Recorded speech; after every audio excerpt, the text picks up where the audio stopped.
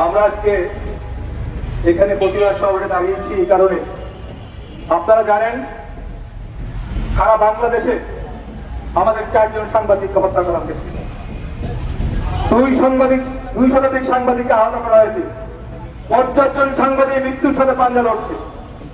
এছাড়া সারা দেশে শত শত মানুষকে হত্যা করা হয়েছে, শত শত মানুষ মৃত্যুর সাথে পাঞ্জা লড়ছে। কালকেও 2 জনকে হত্যা করা হয়েছে। এই হত্যা রাজনীতি করার জন্য বাংলাদেশ স্বাধীন হয় নাই। এই হত্যা রাজনীতি করার জন্য একদিনের ক্ষমতাকে পাকাপোক্ত করার জন্য এখানে আমরা আসি নাই বন্ধুগণ।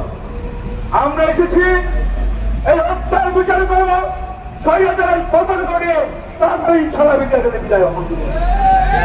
আজকে আমাদের সাথে এখানে এসেছেন বাংলাদেশ ফেডারেশন মহাসচিব জনাব কাদের গনি চৌধুরী, সাবেক মহাসচিব জনাব আলী, জাতীয় প্রেস ক্লাবের সাবেক সভাপতি জনাব কামালউদ্দিন সবুজ, ঢাকা সাংবাদিক ইউনিয়নের সাবেক সভাপতি বিশিষ্ট নতুন গবেষক মোহাম্মদ আব্দুল সিদ্ধার্থ, ঢাকা সাংবাদিক ইউনিয়নের সভাপতি মোহাম্মদ শহীদুল ইসলাম, ঢাকা সাংবাদিক ইউনিয়নের সাবেক সাধারণ সম্পাদক মোহাম্মদ সাকির হোসেন, জাতীয় প্রেস ক্লাবের সাবেক সাধারণ সম্পাদক সৈয়দ আব্দুল আহমেদ, ঢাকা জাতীয় প্রেস ক্লাবের সাবেক সাধারণ সম্পাদক ইলিয়াস হোসেন খান সহ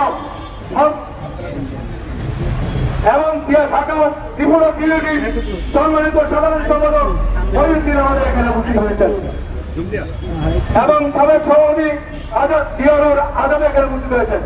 এছাড়া সর্বস্তরের সাংবাদিক এখানে হচ্ছেন, সবাই এখানে নেতৃবৃন্দ, সর্বস্তরের সাংবাদিক।